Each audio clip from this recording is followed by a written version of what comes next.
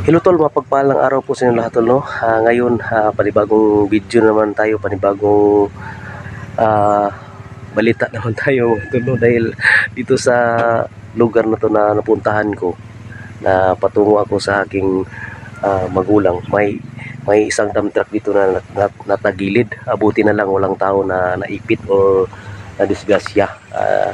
May karga to na buhangin. Ngayon, ito nakita natin mga tol, yun, may kaga na buhangin. Pagkatapos yun, may na palagi siya nakaganon ba, siguro mamaya maya dahil sa sobrang putik, tinatawag sa amin na humok, mabigat ang kanyang karga, yun na tagilid.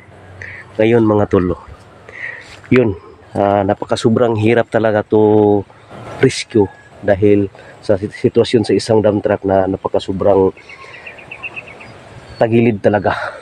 Yun, kita natin yun, yun, yung kanyang gulong, yun, nahangir na. Yun, sobrang bigat. May nagpagawa dito na bahay.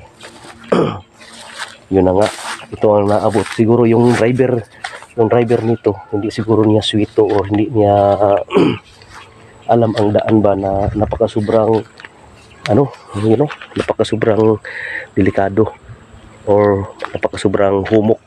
Tinatawag sa amin na humok. Yun ang sitwasyon sa dump truck na yan. Hirap to rescuehin. One way lang po to. Ayun,